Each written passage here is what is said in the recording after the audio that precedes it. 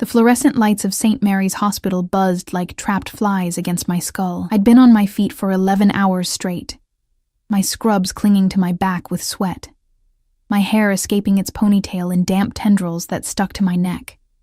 The smell of antiseptic and something else, something metallic and final, had long since stopped registering. That's what happens when you work the night shift in labor and delivery. You become numb to everything except the ache in your feet and the hollow growl of your stomach. I was invisible here. To the doctors who barked orders without looking at my face, to the families who saw only the uniform, not the woman wearing it, to the world that had decided long ago that girls like me, poor, unremarkable, forgettable, didn't deserve to be seen. My apartment was a shoebox in the worst part of the city, where sirens sang lullabies and gunshots punctuated the night like exclamation marks. I'd learned to sleep through both. What I couldn't sleep through was the bone-deep exhaustion that came from working double shifts just to keep the lights on, the fear that one missed payment would send me spiraling into homelessness, the crushing weight of being utterly, completely alone. It was a Tuesday when everything changed. I remember because Tuesdays were when they restocked the vending machines, and I'd been fantasizing about those stale cheese crackers for the last 3 hours of my shift. My shift had finally ended at 7 in the morning, and I'd stumbled out of the hospital into the gray dawn, my body moving on autopilot toward the bus stop. I never made it there. The collision wasn't violent, just a gentle bump that sent my purse flying, its contents scattering across the sidewalk like seeds. I'd been looking at my phone, checking my bank account and wincing at the numbers, when I'd walked straight into someone. "I'm so sorry, the words died in my throat. He stood there like a monument to everything I wasn't. Tall, impossibly tall, with shoulders that seemed to block out the weak morning sun. His suit was the kind of black that swallowed light, perfectly tailored to a body that radiated controlled power. But it was his face that stopped my heart. All sharp angles and dark eyes that looked at me with an intensity that made my skin prickle with awareness. Behind him, a black SUV idled at the curb, its windows tinted so dark I couldn't see inside. A man in a matching suit stood by the rear door, his hand resting on something beneath his jacket. Watching. "Are you hurt?" His voice was low, textured like expensive whiskey, with an accent I couldn't quite place. Italian, maybe. Or something older, something that spoke of Mediterranean nights and dangerous secrets. "No, I'm fine. I dropped to my knees, scrambling to collect my scattered belongings. My wallet with its 3 crumpled dollar bills, my expired bus pass, the tube of cheap lip balm that had rolled into the gutter. He knelt beside me, and the scent of him hit me like a physical force. Cedar and smoke and something darker, something that whispered of boardrooms and backroom deals and blood on marble floors. His hands were elegant, manicured, with a thick gold ring on his right hand that caught the light. A ring with a symbol I didn't recognize but somehow knew meant something. Something important. "Let me help." It wasn't a question. His fingers brushed mine as he handed me my phone, and electricity sparked up my arm.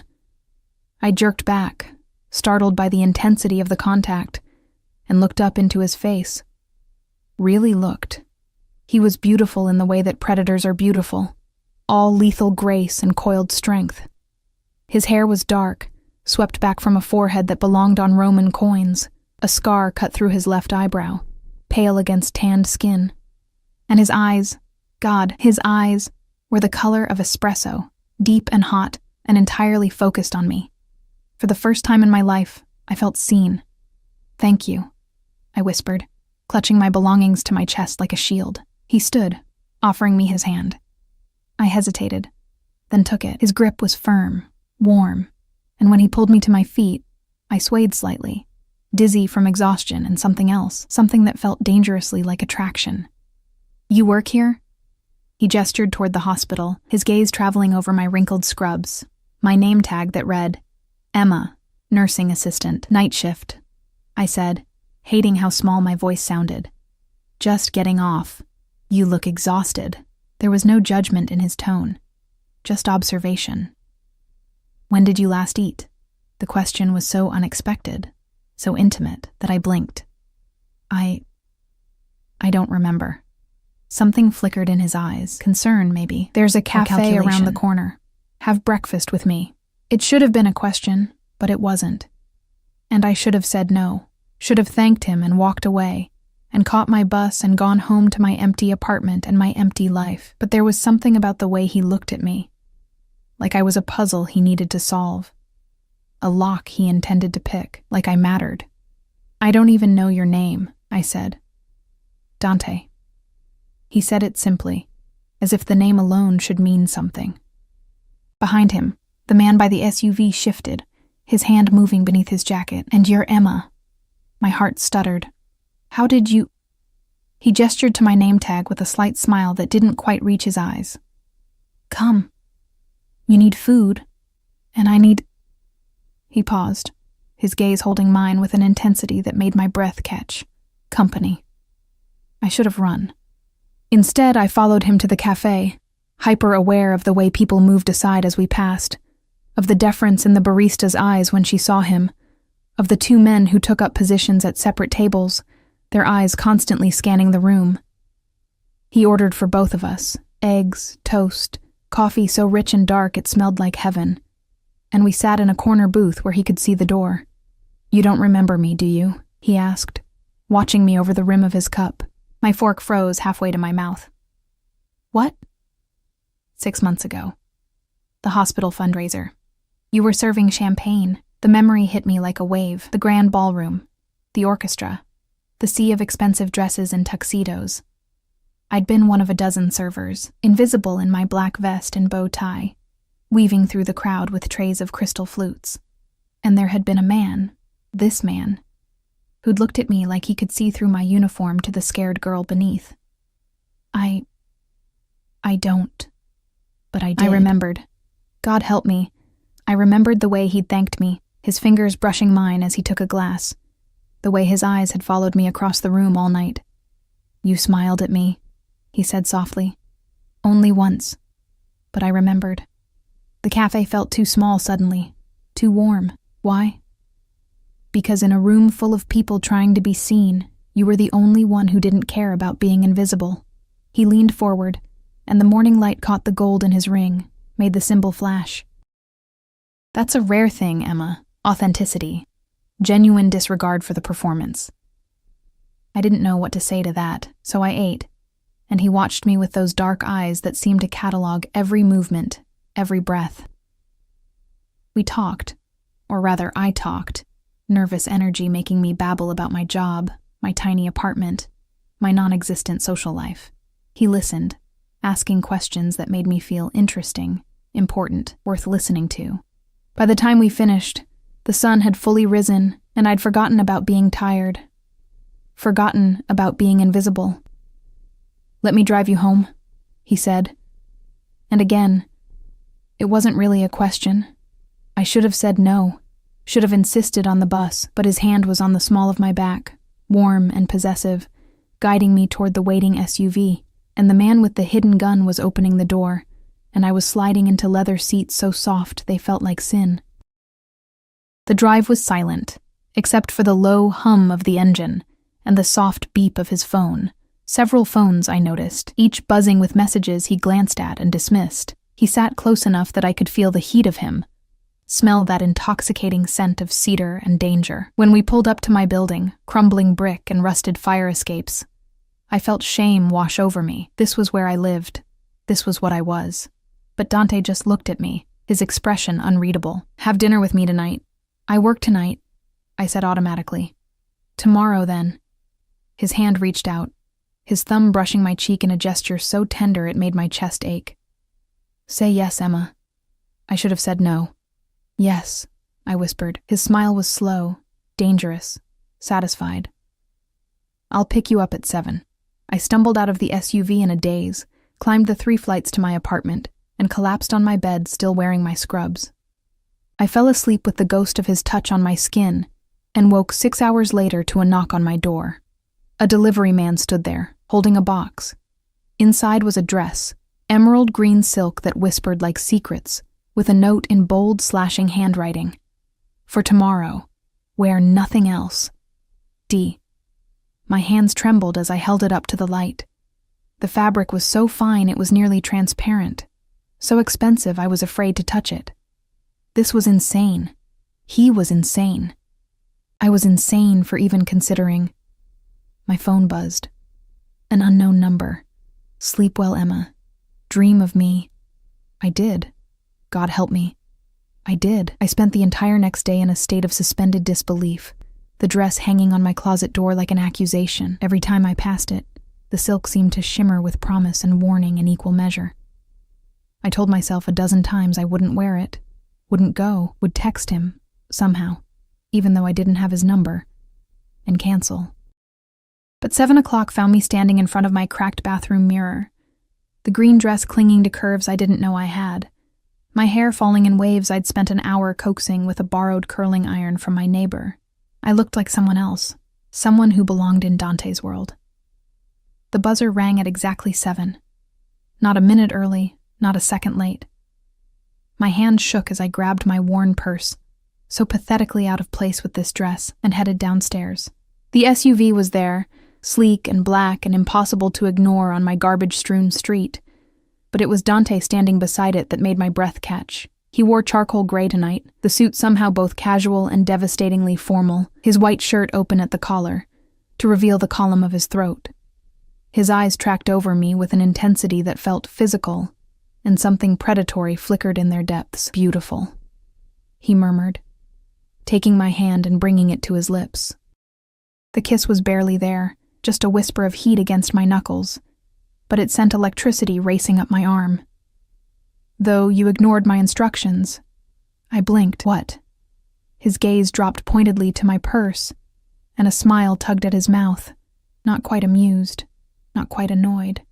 I said wear nothing else. Heat flooded my face. I need my... No. He plucked the purse from my hands and handed it to the driver, who'd appeared silently at his elbow.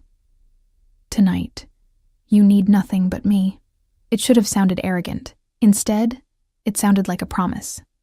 The restaurant was the kind of place I'd only seen in movies, all soft lighting and crystal chandeliers, where the prices weren't listed on the menu because if you had to ask, you couldn't afford it. The maitre d' practically bowed when he saw Dante, leading us to a private room where a single table sat beneath a skylight, the stars beginning to emerge in the darkening sky above.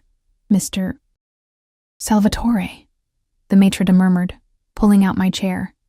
Everything is prepared as requested. Salvatore. So now I had a last name to go with the face that had haunted my dreams. Dante sat across from me, his phone, one of 3 on the table, buzzing softly. He glanced at it, his jaw tightening, then silenced all 3 with a gesture that seemed almost violent. Forgive me. Business has been demanding. What kind of business? I asked, then immediately regretted it when his eyes sharpened. Import and export, he said smoothly, too smoothly. Family business. Very traditional, very Italian, very boring to discuss over dinner. He leaned forward, his elbows on the table in a posture that should have been casual but somehow seemed calculated. Tell me about you instead. How does a woman end up working night shifts at a hospital, living in a neighborhood where the police don't even patrol after dark? The question was invasive, presumptuous, and yet I found myself answering. Maybe it was the wine he'd ordered without asking, deep red and tasting of cherries and smoke. Maybe it was the way he listened, his entire focus on me like I was the only person in the world. Maybe it was just that I was so damn tired of being invisible. I told him about my parents dying in a car accident when I was 19, about the student loans for a nursing degree I'd never finished, about the slow slide from paycheck to paycheck until I'd ended up here. Barely surviving, barely living. And yet you smile, he said softly, his hand reaching across the table to cover mine. His touch was warm, possessive, and I should have pulled away, but couldn't seem to make myself move. Why do you smile, Emma, when you have nothing to smile about? Because the alternative is crying, I whispered, staring at our joined hands. His was so much larger than mine, so much stronger, with scars across the knuckles that spoke of violence I couldn't imagine. And I'm tired of crying. Something shifted in his expression, softened and hardened simultaneously. You won't cry anymore, he said, and it sounded like a vow. Not while you're with me, The dinner passed in a blur of courses I couldn't name, each more exquisite than the last. Dante fed me bites from his own plate, his fingers brushing my lips, his eyes dark and hungry as he watched me taste flavors I'd never experienced. The wine kept flowing, and the room kept getting smaller, warmer, until it felt like we were the only two people in existence. "Dance with me," he said, when the dessert plates were cleared. And suddenly there was music, soft, slow, impossibly romantic. He stood, offering his hand, and when I took it, he pulled me against him with a possessiveness that stole my breath. We swayed in the empty room, his hand splayed across my lower back, his other holding mine against his chest where I could feel his heart beating, steady, strong, alive. He smelled like cedar and smoke and something uniquely him, and when he pressed his lips to my temple, I felt my knees weaken. "Come home with me," he breathed against my ear, and every nerve in my body ignited. I've never... God, how could I explain that I was 24 years old and had never done more than awkward fumbling with a boyfriend who'd left when things got hard? "I know," he murmured, his lips tracing down to my jaw. "I can see it in the way you blush, the way you tremble when I touch you. Your innocence is written all over you, Emma. And it makes me want you more." His honesty was devastating. "This is crazy," I whispered. "I don't even know you. Then get to know me." He pulled back just enough to look into my eyes, and what I saw there was raw, unfiltered hunger. "Spend the night with me. Let me show you what it means to be worshipped." Every rational thought screamed at me to refuse, to run, to protect myself from this man who was clearly dangerous, clearly out of my league, clearly hiding things I didn't want to know about. But his hand was in my hair, tilting my head back, and his mouth was a breath away from mine. And I was so tired of being invisible, of being nothing, of being alone. "Yes," I breathed, and his kiss was my reward. It started soft, almost gentle, his lips moving against mine with a patience that made my toes curl. But then I gasped, and he took advantage, his tongue sweeping into my mouth in a claiming that left no doubt about his intentions. He kissed like he did everything else, with absolute control and devastating thoroughness. And by the time he pulled back, I was clinging to him, my legs unable to support my weight. "My car," he growled against my lips, and then we were moving, his arm around my waist, practically carrying me through the restaurant where staff melted out of our path, their eyes carefully averted. The SUV was waiting, the driver holding the door open with a carefully blank expression. Dante bundled me inside, and the moment the door closed, his mouth was on mine again, hot and demanding, his hands sliding up my thighs, bunching the green silk around my hips. "Dante," I gasped, aware of the driver in the front seat, separated by only a thin partition. "He can't see," Dante murmured, his teeth grazing my neck. "And I don't care if he could. Let them all know you're mine." The possessiveness in his voice should have alarmed me. Instead, it sent heat pooling low in my belly, made me arch into his touch, made me forget every reason this was a terrible idea. The drive seemed to take hours and seconds simultaneously. By the time we pulled up to a building that looked more like a fortress than a home, all stone walls and iron gates, I was trembling with need and nerves. Dante's penthouse occupied the entire top floor, accessed by a private elevator that required a key card and a fingerprint scan. The security was excessive, paranoid even, but I was too dizzy with wine and want to care. The doors opened onto a space that was all dark wood and leather, floor-to-ceiling windows overlooking the city, art on the walls that probably cost more than I'd make in a lifetime. But I barely noticed because Dante was pulling me against him, his mouth finding mine again, walking me backward toward a bedroom I glimpsed through an open doorway. "Last chance," he breathed against my lips, his hands framing my face. "Tell me to stop, Emma. Tell me this is too fast, too much. Tell me no, and I'll take you home, and we'll pretend this never happened." But I didn't want to pretend. For once in my miserable, invisible life, I wanted to be seen, to be wanted, to feel something other than exhaustion and fear and loneliness. "Don't stop," I whispered, and his smile was triumphant and tender all at once. What happened next was a blur of sensations. His hands removing my dress with practiced ease, his mouth on skin that had never been touched with such reverence, his voice whispering words in Italian I didn't understand but felt in my bones. He was gentle despite the hunger in his eyes, patient despite the tension in his body, and when he finally made me his, the brief pain was swallowed by pleasure so intense I cried out his name like a prayer. We moved together in the darkness, the city lights casting shadows across his face, and I saw something in his expression that terrified and thrilled me. Possession, obsession, a hunger that went beyond physical need. He looked at me like I was something precious, something he intended to keep, something that belonged to him and him alone. "Mine," he growled as we shattered together, and I was too lost in ecstasy to argue. Afterward, I lay in his arms, my head on his chest, listening to his heartbeat slow. His fingers traced patterns on my bare shoulder, circles and lines that felt like he was writing his name on my skin. "Stay," he murmured into my hair. "Don't go back to that apartment, that job. Stay here, with me." "I can't," I whispered, reality creeping back in. "I have to work. I have bills, responsibilities. I'll take care of them." His arms tightened around me. "I'll take care of you.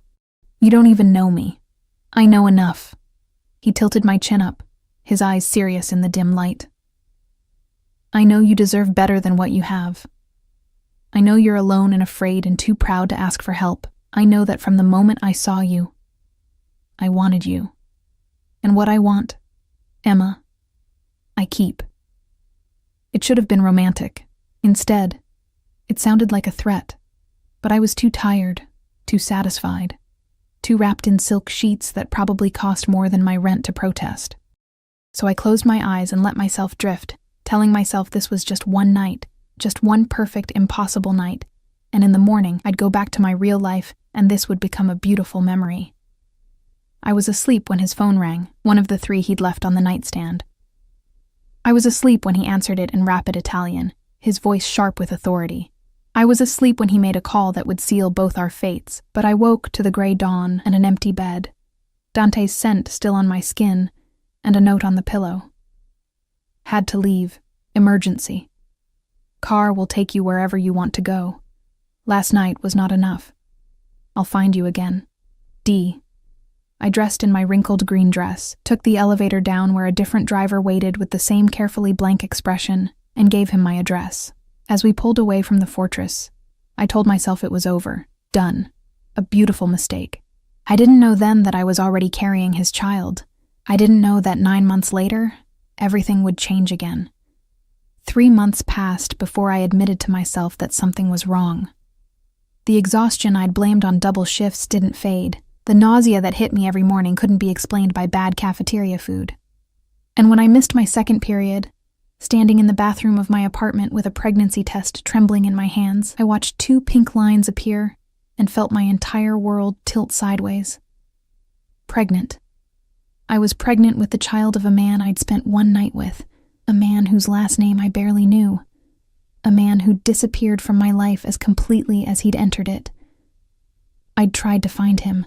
God, how I'd tried. I'd gone back to the restaurant, but they claimed they had no record of a Dante Salvatore. I'd searched online, but the name was too common, and the few images that came up showed men who were either too old or too young, or simply not him. It was as if he'd never existed.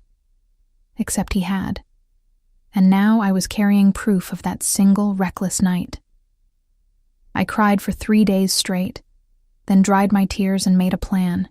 I'd have this baby alone, just like I'd done everything else alone. I'd pick up extra shifts, save every penny, and somehow make it work. Women had been doing it for centuries. I could too. But pregnancy was expensive. The prenatal vitamins, the doctor's appointments, the maternity clothes I couldn't afford. It all added up faster than I could save. I worked until my feet swelled so badly I could barely walk, until my back ached with every step, until the other nurses started giving me concerned looks and suggesting I take it easy. I couldn't take it easy. Easy was a luxury for women who had someone to lean on. By my 7th month, I'd been forced to cut back to single shifts, my body simply unable to handle more. My savings dwindled to nothing. My electricity got shut off twice. I learned to eat cereal for every meal because it was cheap and filling and didn't require cooking. And every night, Alone in my dark apartment with my hands on my swollen belly, I thought about Dante, about the way he'd looked at me like I mattered, about the possessiveness in his voice when he'd called me his, about the promise he'd made to take care of me. A promise that had evaporated with the morning light. I hated him for that. Hated him for making me hope, for making me feel, for leaving me with this precious, terrifying responsibility. But I also couldn't regret it, because this baby, this tiny, constant presence kicking against my ribs, was mine. The first thing that had ever been truly, completely mine. Labor started on a Tuesday night, exactly 9 months after that first collision on the sidewalk. I was at work, naturally, because I'd needed the money too desperately to take maternity leave any earlier than absolutely necessary. The first contraction hit while I was helping another mother through her delivery, a cramping sensation that stole my breath and made me grip the bed rail. "Emma?" Maria, one of the senior nurses, looked at me with alarm. "Are you okay?" "I'm fine," I lied. But then another contraction hit, stronger this time, and the lie became impossible to maintain. They moved me to a delivery room, the same sterile space I'd worked in countless times, now seeing it from the other side. Maria stayed with me, holding my hand, coaching my breathing, being the support system I didn't have. But as the hours dragged on and the pain intensified, I'd never felt more alone. "There's no one we can call?" Maria asked during a brief reprieve, wiping sweat from my forehead. "No family, no boyfriend, no one," I gasped, and then another contraction hit, and I was screaming, begging for relief that wouldn't come.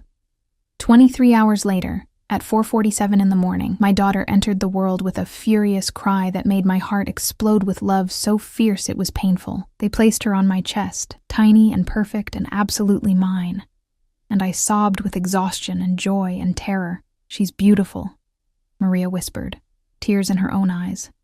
"Have you thought of a name?" "Lucia," I breathed, the name coming from somewhere deep inside. "Her name is Lucia. Light. My little light in all this darkness." But the darkness wasn't finished with me yet. The complications started almost immediately. Excessive bleeding that wouldn't stop. My blood pressure dropping, alarms screaming. Maria's calm voice taking on an edge of panic as she called for the doctor. They took Lucia from my arms, my empty arms, and suddenly there were too many people in the room. Too many hands on my body, too many urgent voices talking over each other. I heard words like hemorrhage and emergency surgery and possible hysterectomy, but they seemed to come from very far away, filtered through a fog that was rapidly closing in. I was so tired of fighting, of surviving, of being alone. Maybe it would be easier to just let go. "Emma, stay with me," Maria's voice cut through the fog. "Stay awake. Think about Lucia. She needs you." Lucia, my baby girl with no one but me. I fought. God, how I fought. Through the surgery, through the transfusions, through the touch-and-go hours where apparently I'd nearly died on the table. I fought my way back from the edge because my daughter needed her mother, and I'd be damned if I'd leave her as alone in this world as I'd been. 3 days later, I woke up in a recovery room, my body feeling like it had been torn apart and badly reassembled. Maria was there immediately, her smile bright with relief. "You scared us," she said, squeezing my hand. "But you're going to be okay. And Lucia is perfect. She's been in the NICU for observation, but she's strong like her mama." "I want to see her," I rasped, my throat raw from the breathing tube. "Soon," Maria promised. "But first, I need to tell you something. There's been a situation." My heart lurched. "Is she okay?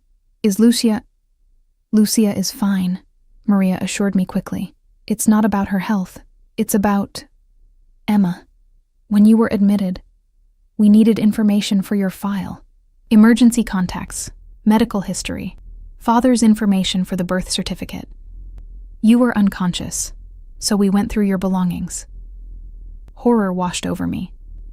"What did you—" "We found his business card, in your wallet." Maria's expression was strange, caught between concern and something that looked like fear. "Dante Salvatore. It had his private number on the back. Emma, do you know who he is?" The name hit me like a physical blow. "You called him," I whispered. "Oh God, you called him. We had to. You were dying, and there was a baby, and we needed Emma. He's on his way. He's been on his way since we called him 3 days ago. Apparently he's been searching for you for months." The room spun. No, you don't understand. He can't. I don't want... But it was too late. Because at that moment, the door opened, and Dante Salvatore walked into my room like an avenging angel. His face a mask of fury and fear, and something that looked dangerously like relief. He looked exactly as I remembered, tall and powerful and devastating, but there was something different about him now. Something harder, darker, more dangerous. He wore black again, his suit immaculate despite what must have been hours of travel. But his jaw was shadowed with stubble and his eyes were wild. Behind him came the security, 2 men who positioned themselves at the door, their hands inside their jackets, their eyes scanning the hallway with military precision. "Everyone out," Dante said, his voice low and deadly calm. "Now." Maria started to protest, but something in his expression made her reconsider. She squeezed my hand once more and fled, leaving me alone with the father of my child. For a long moment, Dante just stared at me, his chest rising and falling with barely controlled emotion. Then he moved, crossing the room in 3 strides, his hands framing my face with a gentleness that contradicted the violence in his eyes. "You had my child," he said. And it sounded like an accusation and a prayer combined. "You were pregnant with my daughter, and you didn't tell me. I couldn't find you," I whispered, tears streaming down my face. "I tried, Dante. I tried so hard, but you'd disappeared, and I thought you didn't want..." "Didn't want?" The word came out like a gunshot. His thumb wiped away my tears, but his hands were shaking. "Emma, I have been searching for you for 9 months. 9 months of hiring investigators, of checking every hospital in the city, of going mad wondering where you were, if you were safe, if you'd forgotten me as easily as I couldn't forget you. You left," I sobbed. "You left me a note and disappeared. I left because I had to handle a situation that required my immediate attention. A situation that, if not handled, would have put you in danger." His forehead pressed against mine, and I felt him trembling. "I came back 6 hours later, and you were gone. The driver said he'd taken you home, but when I went to your building, the landlord said you'd moved, left no forwarding address. I thought, God, Emma, I thought you'd run from me. I didn't move," I whispered. "I've been in the same apartment the whole time." His eyes closed, and I saw raw pain flash across his face. "Different building. You must have given him the wrong address, or he misheard, or... It doesn't matter. What matters is that you're here, alive, and I have a daughter who is 3 days old, and I've missed..." His voice broke. "I've missed everything. Dante, where is she?" He pulled back, his eyes burning into mine. "Where is Lucia?" The fact that he already knew her name made my chest ache. "The NICU. She's in the NICU for observation, but she's healthy, strong." He was already moving, striding to the door, barking orders in Italian to his security. Within minutes, I was being transferred to a wheelchair against every hospital protocol, and wheeled toward the NICU with Dante's hand on my shoulder like a brand. The NICU staff tried to stop him, but one look at his face and they stepped aside. Hospital security was called, but Dante's men dealt with them with quiet efficiency while he stood at the viewing window, staring at the tiny infant in the second isolette from the left. "My daughter. Our daughter. She has your eyes," I whispered, wheeling closer. "And your nose. Dante, she's perfect." He didn't respond. He just stood there, frozen, staring at Lucia with an expression that made my heart crack open. Then, without asking permission, without following protocol, he pushed through the NICU doors, my wheelchair following in his wake, and approached our daughter's isolette. His hands were shaking as he reached in, as he touched her tiny fist with one finger. Lucia's fingers closed around his instinctively, and I watched Dante Salvatore, this man who radiated power and danger, break apart completely. "Mine," he whispered, tears streaming down his face. My daughter. My family.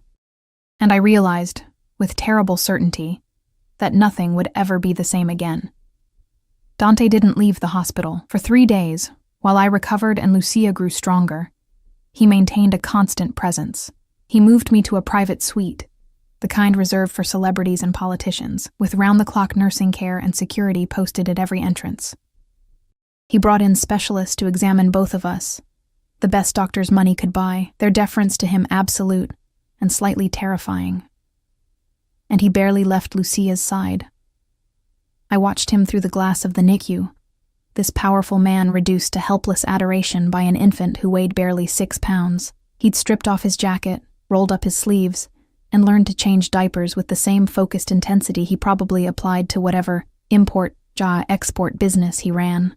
The nurses taught him to bottle feed, and I watched him cradle our daughter with hands that trembled, whispering to her in Italian, making promises I couldn't hear, but somehow knew were absolute. He hasn't slept, Maria told me on the second day, bringing me lunch I couldn't eat. His men brought him fresh clothes, but he won't leave long enough to shower. Emma, I know this isn't my place, but who is he? Really? I wanted to say I didn't know, but that would have been a lie. Because in those 3 days, I'd done what I should have done 9 months ago.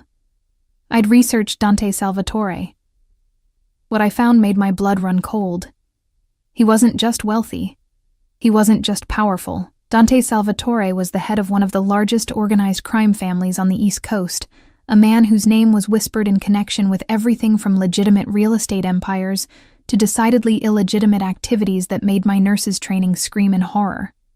There were articles about federal investigations that went nowhere, prosecutors who mysteriously dropped cases, witnesses who disappeared. He was dangerous, possibly evil, definitely not someone who should be anywhere near my daughter. And yet, when he looked at Lucia, I saw something in his eyes that I recognized.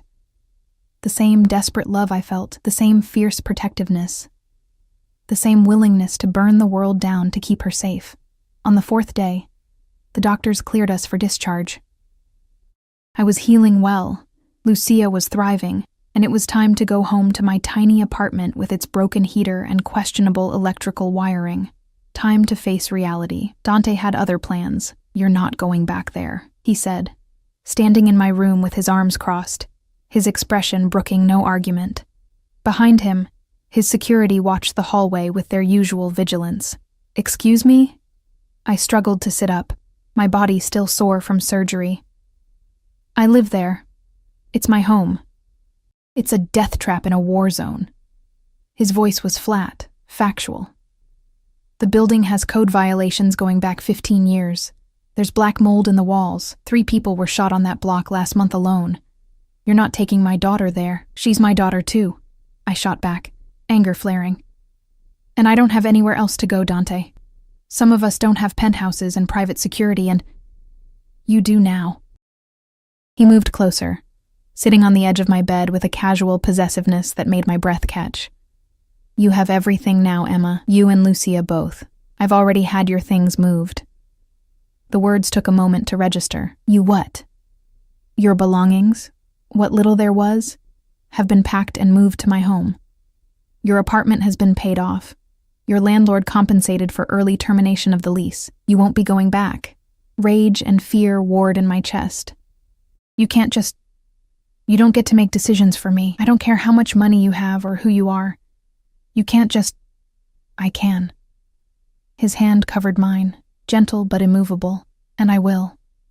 Emma, I have spent 9 months searching for you.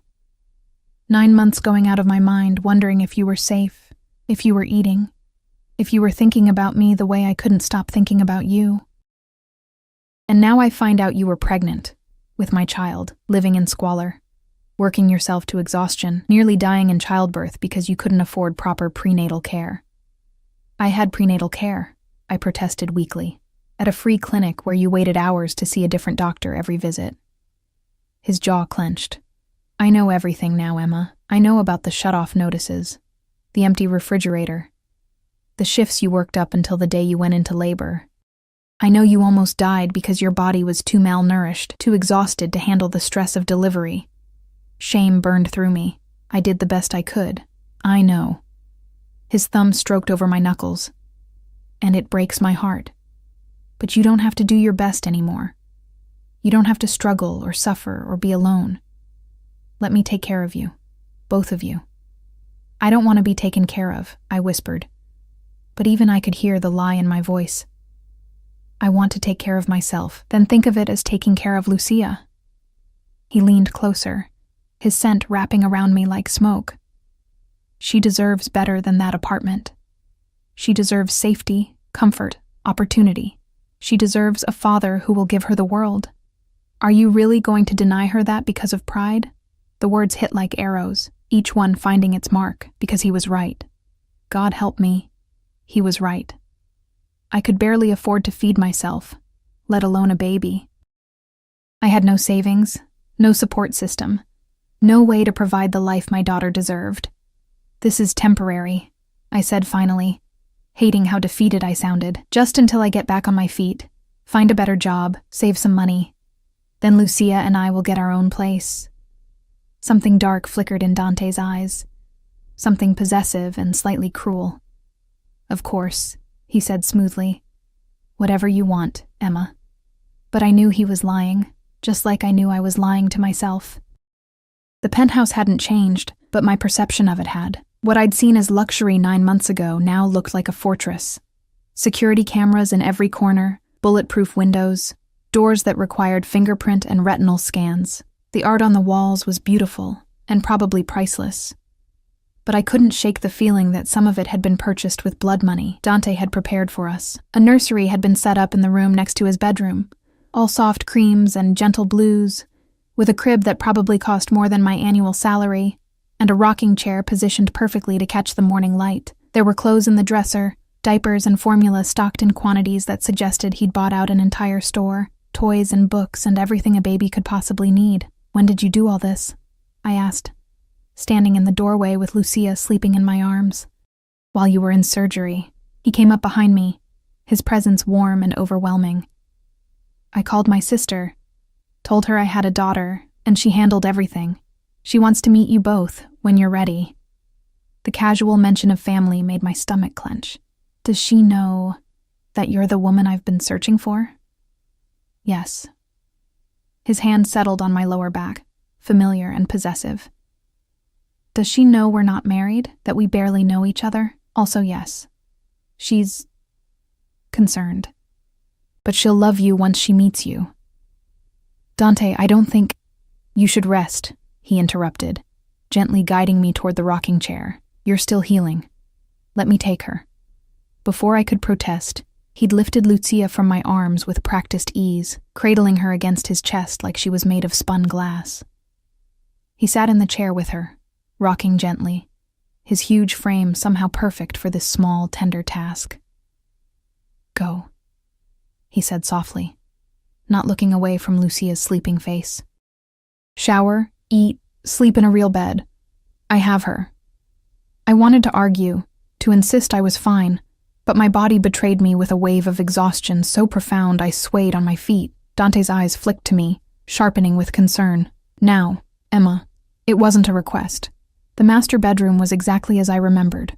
All dark wood and masculine elegance, dominated by a bed that could sleep 4. Someone had laid out clothes for me, expensive things with tags still attached, all in my size. In the bathroom, I found luxury skincare products, plush towels, and a shower with enough settings to launch a spacecraft. I stood under the hot water until my skin turned pink, washing away days of hospital smell and fear and exhaustion.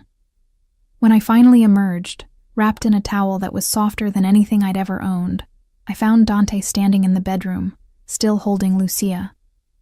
She won't settle, he said, frustration evident.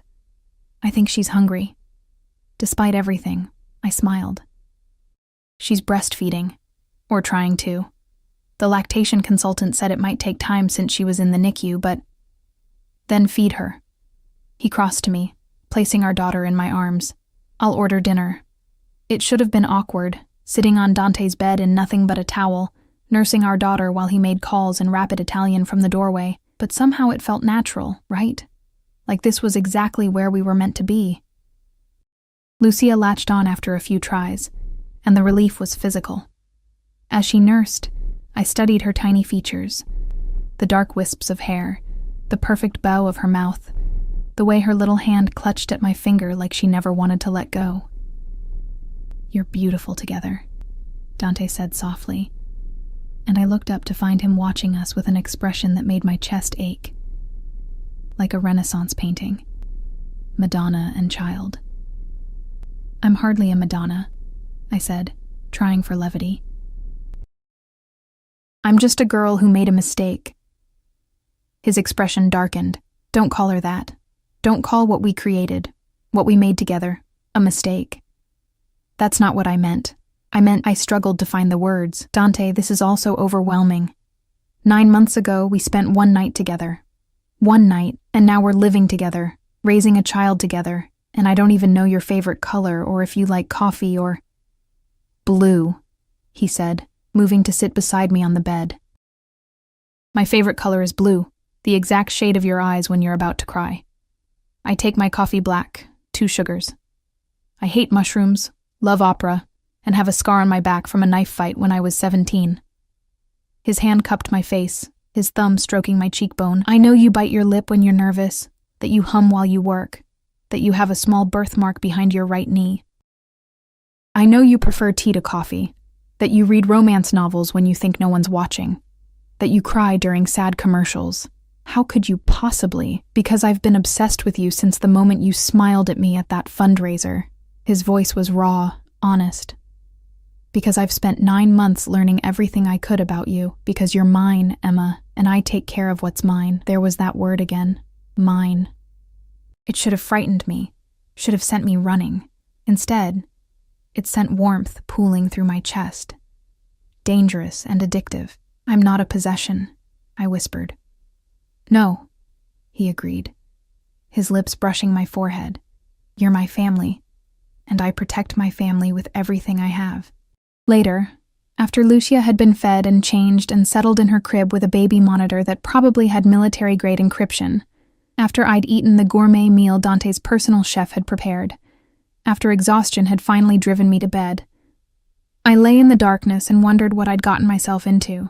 Dante had insisted I take his bed, while he slept in one of the guest rooms, but I could feel his presence in every corner of the space, his scent on the pillows, his clothes in the closet, his life surrounding me like a cage made of silk and lies.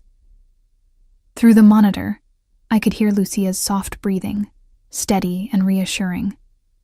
She was safe. She was warm. She was loved. And I was trapped. The thought should have terrified me. Instead, as I drifted off to sleep in sheets that cost more than my old rent, I felt something that might have been relief. Or maybe surrender. I wasn't sure there was a difference anymore. The first week in Dante's penthouse passed in a blur of feedings and diaper changes and sleepless nights that somehow felt less exhausting than my old life. Maybe it was the help, the night nurse Dante had hired despite my protests, the chef who prepared nutritious meals designed to help me heal, the housekeeper who cleaned and did laundry and never made me feel like a burden. Or maybe it was just that I wasn't alone anymore. Dante was there for every middle-of-the-night crying session, every moment of new parent panic when Lucia's breathing seemed too quiet or too fast or just wrong. He'd appear in the nursery doorway, disheveled and beautiful in sweatpants and a t-shirt that did nothing to hide the muscular planes of his body, and take our daughter from my trembling hands with a competence that should have been impossible for someone so new to fatherhood. "Sleep," he'd murmur, already rocking Lucia against his chest. "I've got her." And I'd stumble back to bed, too exhausted to argue, and wake hours later to find him still in the rocking chair, our daughter asleep on his chest, his hand protective on her tiny back. He was a good father. The realization should have been reassuring. But instead, it terrified me. Because the better he was with Lucia, the harder it would be to leave. And I had to leave eventually, didn't I? This arrangement was temporary. I was just getting back on my feet, except I wasn't looking for jobs. Wasn't searching for apartments.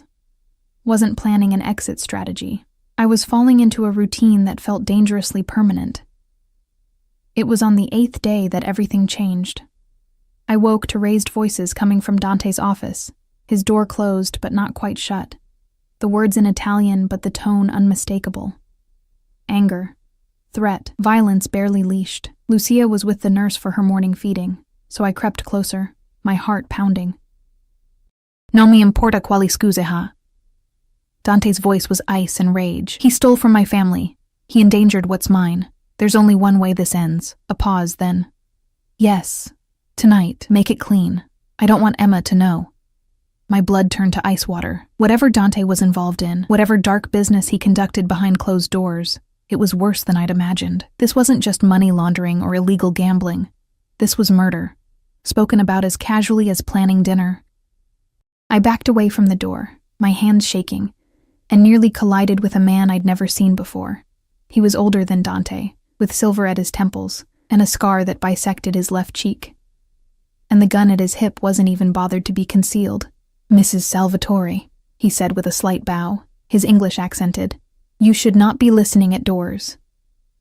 We're not, I couldn't form a coherent sentence. The office door opened, and Dante stood there, his expression hardening when he saw me. Matteo, give us a moment. The scarred man disappeared like smoke, and suddenly I was being pulled into the office, the door closing behind us with an ominous click. How much did you hear? Dante asked, his voice carefully neutral. Enough. I wrenched my arm from his grip. Enough to know you're planning to kill someone. Enough to know I've been living with a murderer. Enough to know I need to take Lucia and go where? He moved closer, and I backed up until I hit the desk. Back to your apartment that no longer exists? Back to a job that barely paid your rent? Back to being alone and desperate and one emergency away from disaster? Better that than this. I gestured wildly at the office, at him, at everything. Better than living with a man who casually orders executions over breakfast. The man I'm dealing with tonight kidnapped and tortured a 14-year-old boy to send a message to his father. Dante's voice was quiet, deadly. He's a human trafficker, Emma. He sells children. And yes, I'm going to kill him. Does that make me a monster in your eyes? I wanted to say yes, wanted to maintain my moral high ground. But the image of a 14-year-old boy being tortured made my stomach turn. You're still talking about murder, I whispered. I'm talking about justice. He cupped my face, forcing me to look at him. The world I operate in doesn't have courts or lawyers or due process. It has rules. And when those rules are broken, there are consequences. That man broke our most sacred rule. You don't touch children. Ever. And for that, he'll pay the price. Our rules? Our family? I pulled away from him. I'm not part of your world, Dante. I never agreed to be. You became part of it the moment you had my child. His expression was implacable. Like it or not, Emma, you're a Salvatore now. You're under my protection, which means you're also under my authority. And that means accepting who I am and what I do. I never agreed to marry you. Not yet. The words hung in the air like a threat. But you will. Before I could respond, his phone rang. One of the three he always carried. He answered it in Italian, his expression darkening with each word. Then he was moving, grabbing a jacket from the closet, checking a gun I hadn't known was there. Stay here, he ordered, already heading for the door. Matteo will be outside. Don't leave the penthouse. Don't answer the door for anyone. Don't... What's happening? Fear overrode my anger. He paused at the door, and when he looked back at me, I saw something raw and vulnerable beneath the control. Someone knows about you and Lucia. They're threatening to target you to get to me. I need to handle this now before... He stopped, his jaw clenching. I will keep you safe, both of you. I swear it. Then he was gone, and I was left alone with Matteo stationed outside the door and terror clawing at my chest. The next 6 hours were the longest of my life. I stayed in the nursery with Lucia, holding her close, jumping at every sound. The nurse tried to take her for her nap, but I couldn't let go, couldn't stop thinking about what Dante had said. Someone knows. Someone is threatening us, my daughter. Someone was threatening my daughter because of who her father was. When Dante finally returned, it was nearly midnight. I heard the elevator. the low murmur of voices, then his footsteps approaching the nursery. I looked up from the rocking chair where I'd been keeping vigil, and my breath caught. He was covered in blood. "It's not mine," he said immediately, seeing my expression. "Emma, I'm not hurt." But I was already moving, laying Lucia in her crib and crossing to him, my hands trembling as I reached for him. He caught my wrists before I could touch his shirt. "Don't. I need to shower first. Change. I don't want her to—" He glanced at Lucia, sleeping peacefully, and something in his expression cracked. "I don't want her to see me like this." I followed him to the master bathroom, watching as he stripped off the ruined clothes, expensive fabric now destroyed, destined for incineration, probably. There were bruises blooming across his ribs, a cut on his temple, evidence of violence even if the blood wasn't his. "Is it done?" I asked as he stepped into the shower. "It's done." He turned on the water, and I watched the blood swirl down the drain, pink and then clear. "They're all gone. The threat is eliminated. You're safe." "For how long?" I leaned against the counter, exhaustion making me bold. "How long until the next threat, the next enemy? The next person who thinks they can get to you through us?"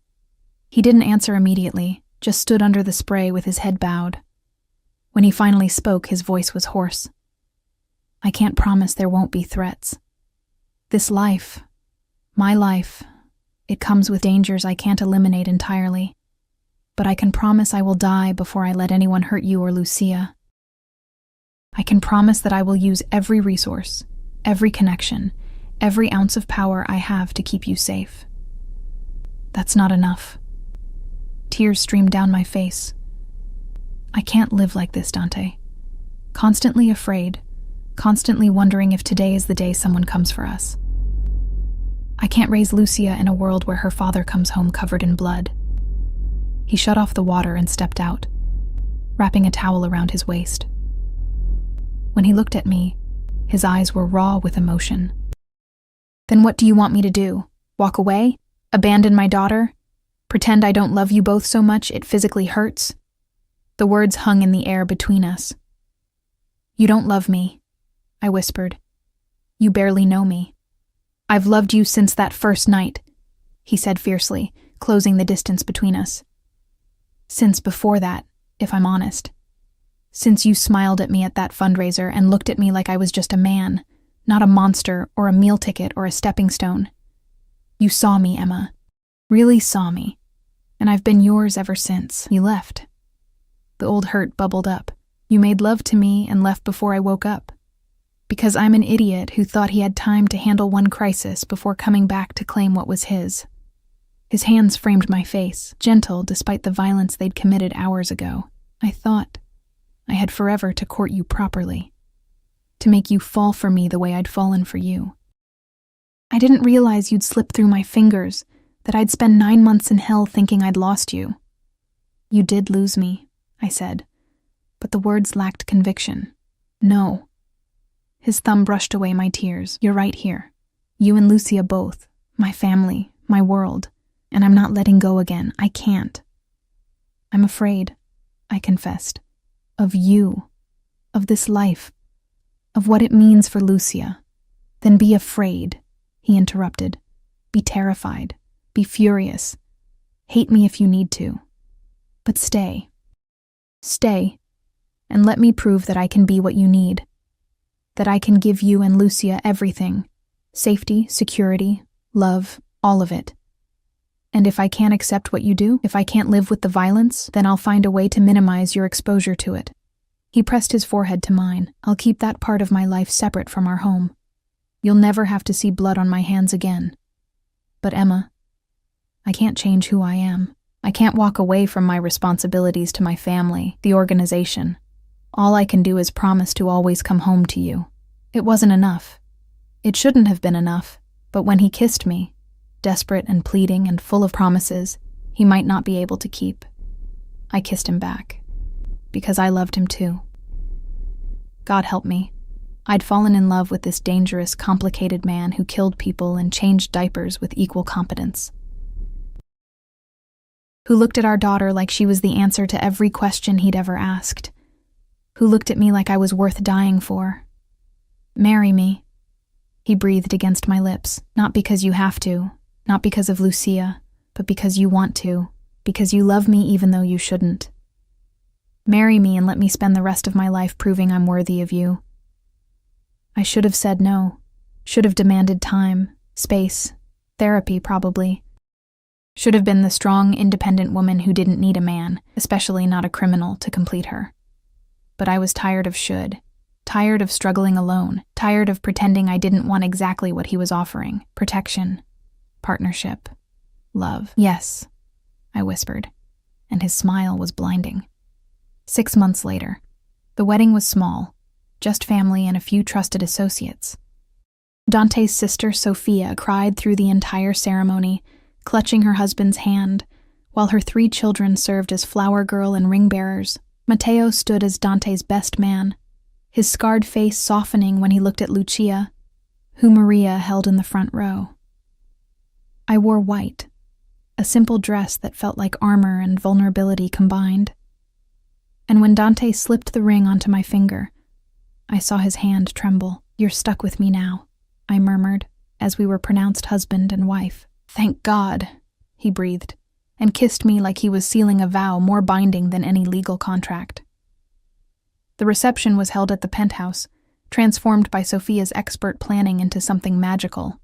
Lucia wore a tiny dress that matched mine, passed between relatives who cooed over her and spoke rapid Italian that I was slowly learning. Dante kept his hand on my lower back all night, possessive and protective, introducing me as my wife, with a pride that made my heart swell. Later, after the guests had left and Lucia was asleep in her nursery, Dante led me to the master bedroom, our bedroom now, and made love to me with a tenderness that brought tears to my eyes. "I love you," he whispered against my skin. "My wife. My Emma. Mine." "Yours," I agreed, and meant it. The life wasn't perfect. There were still nights when he came home late, smelling of smoke and secrets. Still moments when I saw the darkness in his eyes and wondered what he'd done. Still fears that kept me awake, imagining threats I couldn't prevent. But there were also mornings when I woke to find him watching Lucia sleep, his expression soft with wonder, afternoons when the 3 of us would lie on the floor, letting our daughter crawl between us, her giggles filling the penthouse with light. Evenings when Dante would pull me onto his lap and tell me about his day, the parts he could share, and I'd tell him about mine. We were a family, unconventional, complicated, probably doomed by every standard metric. But we were happy. And when Lucia took her first steps at 10 months old, walking straight into her father's waiting arms while he laughed with pure joy, I knew I'd made the right choice. This man, this dangerous, devoted, impossibly complicated man, was exactly where I was meant to be. "I love you," I told him that night, lying in the darkness with his arms around me. "I know," he murmured into my hair. "You tell me every day with how you look at me, how you trust me with our daughter, how you've built a life with me despite every reason not to. You're braver than you think, Emma Salvatore." "Mrs. Salvatore," I corrected with a smile. "I'm Mrs. Salvatore now." "Yes, you are." His arms tightened around me, mine forever, just like I promised.